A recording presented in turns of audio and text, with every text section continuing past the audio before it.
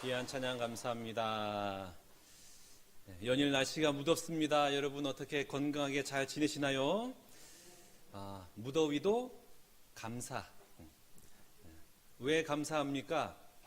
조금만 시간이 지나면 이런 무더위를 경험하고 싶어도 경험하지 못하는 날씨가 찾아옵니다. 그러니 이렇게 무더울 때에 이 무더위를 만끽하시고 무더위 주신 하나님께 감사, 또 추위를 주신 하나님께 감사, 늘 그 감사가 또 여러분 심령들마다 삶의 현장마다 임하셔서 하나님의 은혜가 배가 되는 그런 믿음의 삶을 살아가는 여러분 되시기를 주님의 이름으로 축복합니다.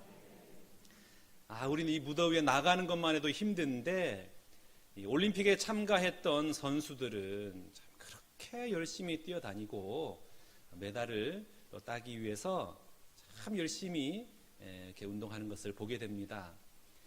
지난 주일 끝으로 파리 올림픽이 대단원의 막을 내렸는데 우리나라가 금메달 13개, 은메달 9개, 동메달 10개의 결과로 종합 8위의 결과를 가지고 대회를 이제 마감을 했습니다.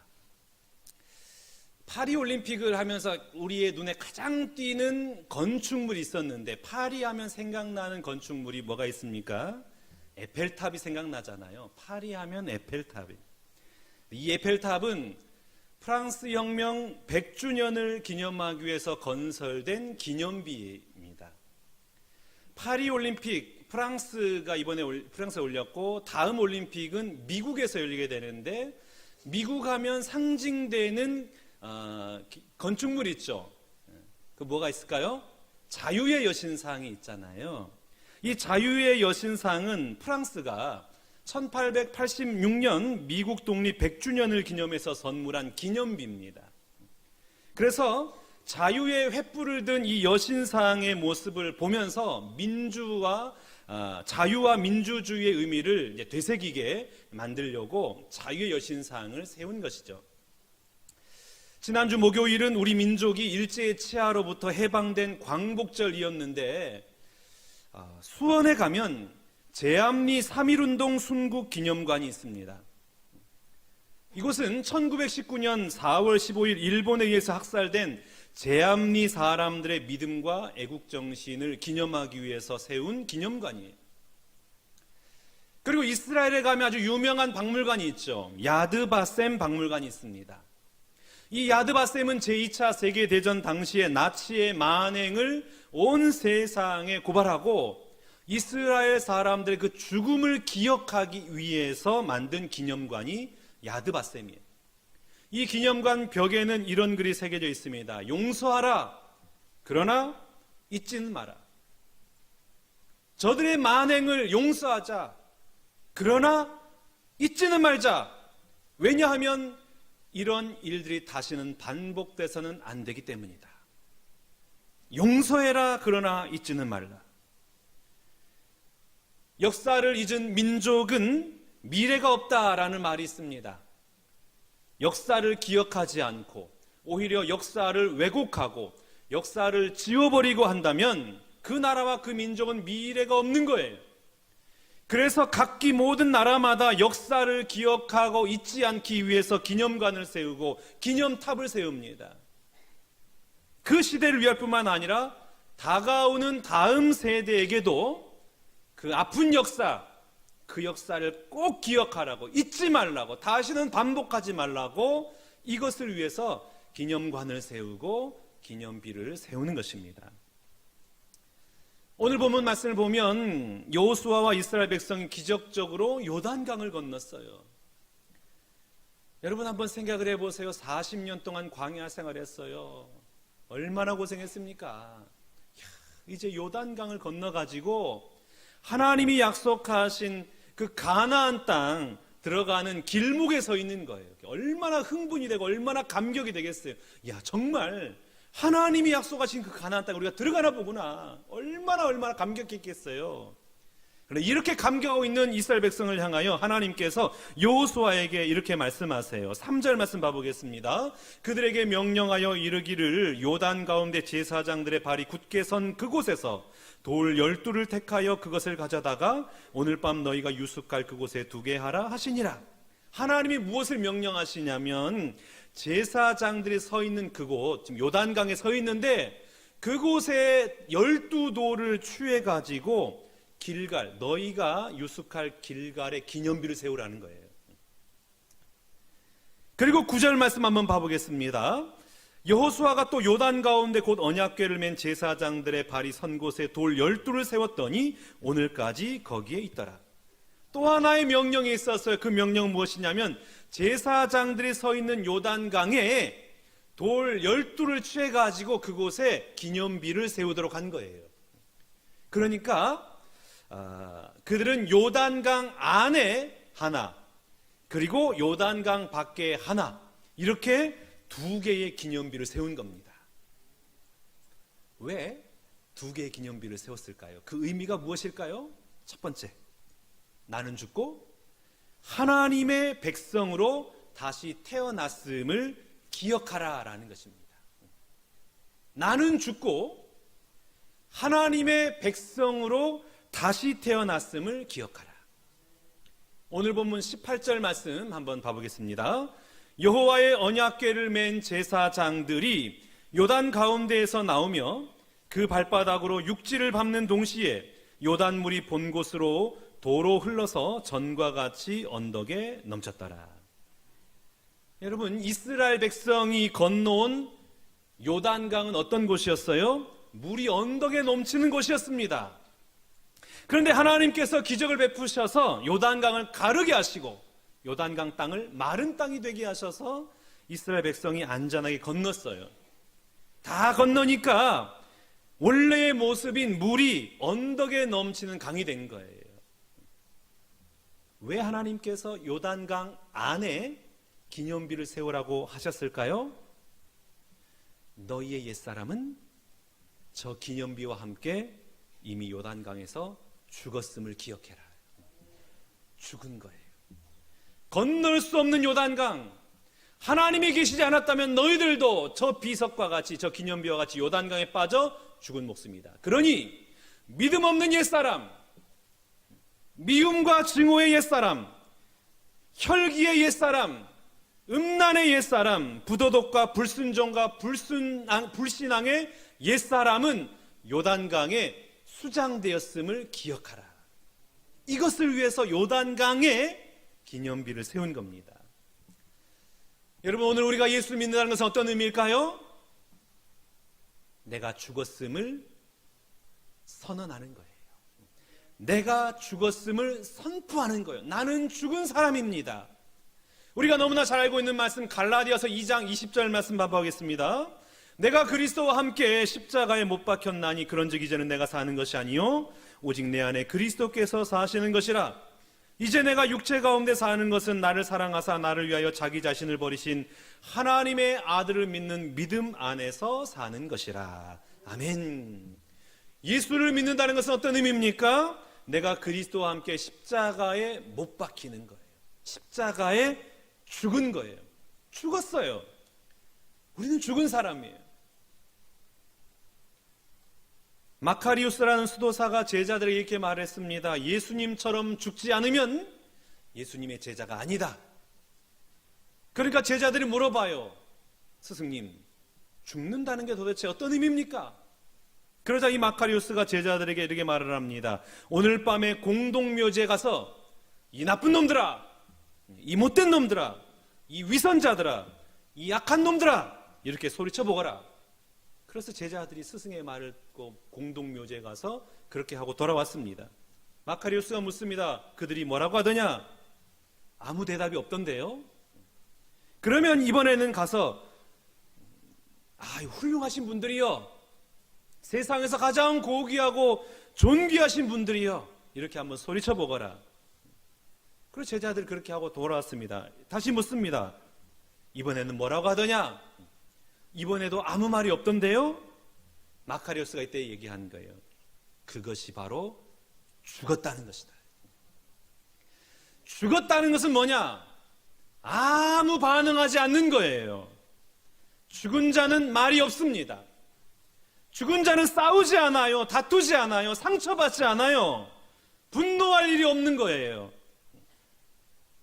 여러분, 우리는 요단강에서 죽었어요. 여러분을 화나게 하고 여러분 잠 못 이루게 하는, 그 분노케 하는 그런 사람, 그런 일은 무엇이 있습니까? 우리는 죽은 사람이에요. 죽은 사람 분노하지 않아요. 화내지 않아요. 반응하지 않아요. 우리는 예수님과 함께 죽은 것입니다. 하나님께서 이스라엘 백성에게 이것을 말하고 있는 거예요. 너희는 죽은 목숨이다. 너희의 옛사람은 이미 요단강에서 죽었다. 그러니 너희의 옛사람이 죽었음을 선포해라. 이것을 기억해라. 그런데 죽기만 한 것이 아니라 다시 살아났어요. 이것이 바로 길갈에 세워진 기념비의 의미입니다. 19절과 20절 말씀 봐보겠습니다. 첫째 달 10일에 백성이 요단에서 올라와 여리고 동쪽 경계 길갈에 진침해 여호수아가 요단에서 가져온 그 12돌을 길갈에 세우고, 요단강에서 가져온 12돌을 길갈에 세운 거예요. 여러분, 이스라엘 백성들이 길갈에 세워진 기념비를 보면서 무슨 생각을 할까요? 맞아, 우리는 요단강에 빠져 죽을 수밖에 없는 사람들이었는데 하나님이 요단강을 갈라주셨지. 우리가 지금 이곳에 있는 것은 하나님께서 은혜 베풀어 주셨기 때문에 이곳에 있는 것이구나. 나는 이미 죽었구나. 나의 옛사람은 죽었으니 이제 하나님의 백성으로, 하나님의 백성답게 살아가야 되겠구나 하고 그 기념비를 보면서 결단을 하는 거예요.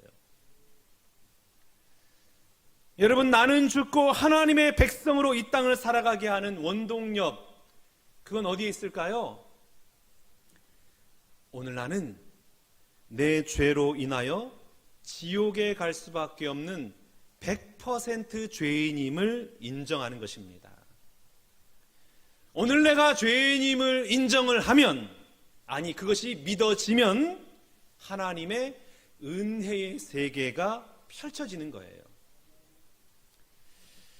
지난 10주간 동안 우리 큐티 양육훈련을 받은 분들이 있습니다.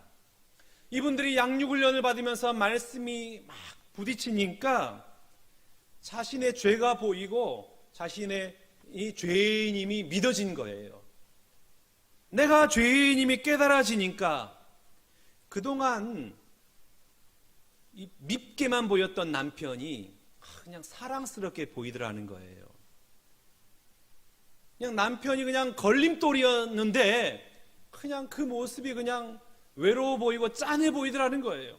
내가 왠지 품어줘야 될 것 같고, 왠지 내가 이 사람에게 상처 준 것 같고, 그래서 황혼의 나이에 다른 사람들은 막 황혼 이혼하는데 우리 양육훈련 받으신 분들은 황혼에 그냥 사랑이 회복돼가지고 그냥 관계가 회복되는 거예요.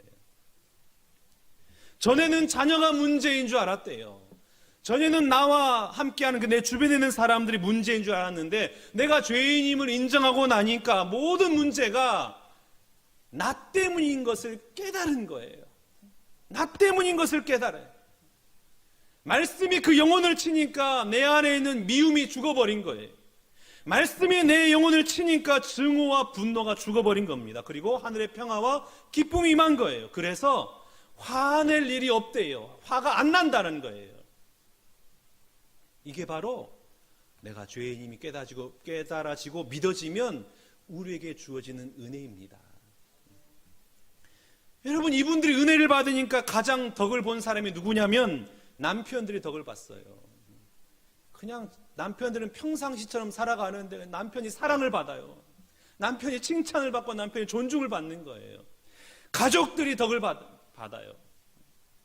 그리고 이 훈련받고 있는 분들과 함께 살아가고 있는 분들이 덕을 받습니다.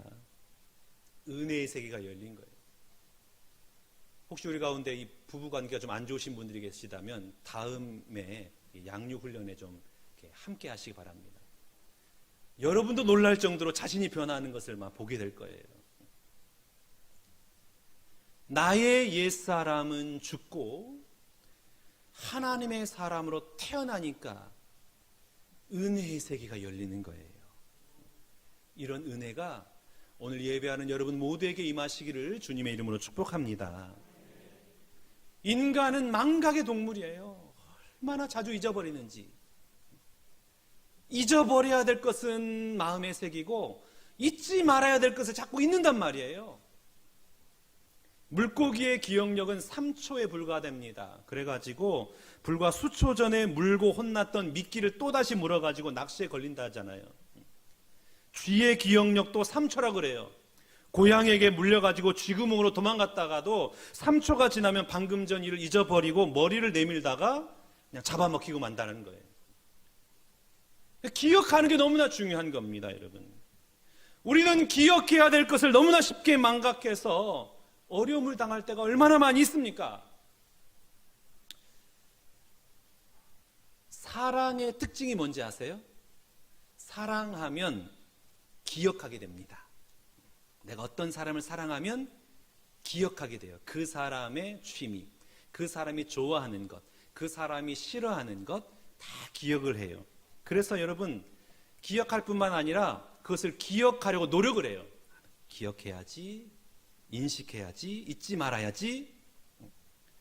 연애할 때는 만난 지 100일 얼마나 다 챙깁니까? 100일, 200일, 300일, 어떤 커플은 1000일 막 이렇게까지 챙기더라고요.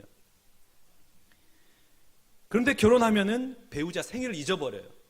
결혼기념일도 잊어버립니다. 그러면 남편이 내 생일 잊어버렸네, 결혼기념일 잊어버렸네, 막 이렇게 그냥 분노하면서.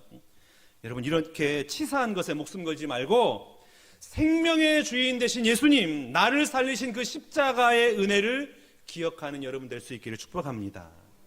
그러면 더 이상 서운할 것도 없고 억울할 것도 없게 돼요.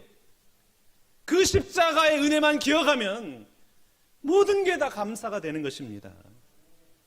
사랑하는 여러분, 오늘 이 아침에 내가 100% 죄인임을 믿어지는 은혜가 임하시기를 축복합니다. 나 같은 죄인도 사랑하시고 용서하신 우리 주님의 그 십자가의 사랑이 우리 가슴을 다시 뛰게 만들 수 있기를 축복합니다. 그래서 내 안에 나를 넘어지게 하고 나를 힘들게 하고 좌절케 하고 분노케 하고 그 모든 악한 것들이 다 사라지고 예수의 생명의 역사로 다시 살아나는 은혜가 저와 여러분 모두에게 임하시기를 주님의 이름으로 축복합니다. 두 번째, 2개의 기념비를 세운 이유는 다음 세대를 향한 신앙교육 때문입니다. 6절과 7절 말씀 봐볼까요? 이것이 너희 중에 표징이 되리라.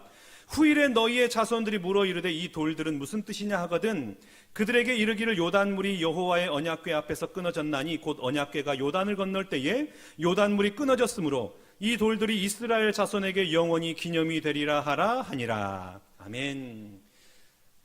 당장 덮칠 것만 같은 그 요단강을 1초라도 빨리 건너야 되지 않겠어요? 그런데 하나님 그런 위급한 상황 속에서도 뭐라고 말씀하시냐면, 야, 여기 12개 돌 취해서 얼른 가지고 나가라. 그리고 밖에 있는 12개의 돌을 가져와서 이곳에 기념비를 세워라. 이렇게 명령하신 거예요. 그 이유가 무엇일까요? 너희의 자손들이 묻거든이에요. 너희의 자손들이 묻거든. 저 강 한가운데 세워진 기념비는 무엇입니까? 여기 길갈에 세워진 기념비는 무엇을 기념하기 위함입니까? 이렇게 자녀들이 묻거든 그 물음에 대답하기 위해서 기념비를 세우라고 말씀하신 겁니다. 여러분, 내 목숨 하나 부지하기도 지금 위급한 상황인데 우리 하나님은 아직 태어나지도 않은 후손들을 지금 생각하고 계신 거예요. 이 놀라운 하나님의 구원의 사건을 기념을 하고 그리고 자녀들에게 대대로 가르치기 위해서 기념비를 세우라고 말씀하신 겁니다. 참, 여러분, 우리가 우리 삶을 되돌아보면 참 우리는 이 순간의 위급한 상황을 모면하는 것이 전부일 때가 얼마나 많이 있었어요. 이것만 넘어가야지, 이것만 해결되면 괜찮겠다. 그래서 그냥 여기에만 집중할 때가 얼마나 많이 있습니까? 당장 내가 잘 먹고 잘 살고 위기에서만 벗어나기에 급급했던 삶이 얼마나 많이 있어요. 그런데 하나님은 그것이 중요한 것이 아니래요. 우리는 요단강 건너는 것만 이 목적을 가지고 있는 거예요. 그래서 이 요단강 어떻게 건널까? 요단강만 건너면 되겠지. 요단강만 건너게 해주십시오. 하나님의 기적을 보게 해주십시오. 이렇게 생각하고 기도하지만 하나님은 그게 중요한 게 아닌 거예요. 하나님에게 있어서 훨씬 중요한 것이 있었는데 그것은 무엇이냐면 우리의 다음 세대를 위한 신앙 교육이 더 중요한 거예요. 신앙은 우리 시대로 끝나는 것이 아니라 계승돼야 된다는 것입니다. 여러분, 모세가 왜 위대한 사람인가요? 모세의 삶이 위대했던 것은 그가 다음 세대를 준비했기 때문입니다. 그래서 그의 죽음으로 인해서 하나님의 사역이 끝난 것이 아니라 그의 후계자 여호수아가 다음 세대 지도자가 되어서 하나님의 위대한 구원의 여정이 계속 이어지게 만들었기 때문에 모세가 위대한 지도자인 거예요. 사도 바울이 왜 위대한 지도자입니까? 사도 바울 역시 다음 세대의 사역을 위해서 디모데라는 사람을 세우잖아요. 그리고 그 디모데를 통해서 또 다른 세대를 세우기 위한 사역을 준비시켜 나갔기 때문입니다. 디모데후서 2장 2절 말씀 봐볼까요? 또 내가 많은 증인 앞에서 내게 들은 바를 충성된 사람들에게 부탁하라. 그들이 또 다른 사람들을 가르칠 수 있으리라. 바울에게 신앙 전수받은 디모데가 충성된 사람들에게 복음을 증거한 거예요. 그 충성된 사람들이 또 다른 충성된 사람들에게 이 복음을 맡긴 것입니다. 그래서 복음이 끊어지지 않고 계속해서 다음 세대와 그 다음 세대에 이어서 전수되도록 준비시켰습니다. 그래서 위대한 사도가 된 것입니다. 여러분, 이 땅에 얼마나 많은 기업이 있습니까? 수많은 기업이 하루아침에 도산되고 파산되는 경우를 우리가 보게 돼요. 그 이유가 무엇입니까? 자기 당대에 있는 기업을 잘 일궈 놓습니다. 그런데 다음 세대가 이것을 이어가도록 준비시키지 못했기 때문에 기업이 한순간에 무너진 것을 우리가 보게 돼요. 잘 되는 기업, 잘 되는 가정을 보면 다음 세대에 관심을 갖고 다음 세대를 잘 준비시키고 있음을 우리가 알게 됩니다. 여러분, 오늘 우리 교회가 가장 먼저 해야 할 일이 있다면 그것은 무엇일까요? 그것은 우리 교회 다음 세대인 주일학교를 위해서 기도하고 많은 투자를 해야만 우리는 장래를 보장받을 수가 있습니다. 우리가 아름다운 교회의 미래를 보기를 원한다면 주일학교를 위해서 기도하고 그리고 직접 교사로서 들어가 헌신을 해야 돼요. 이게 중단되면 끝나는 것입니다.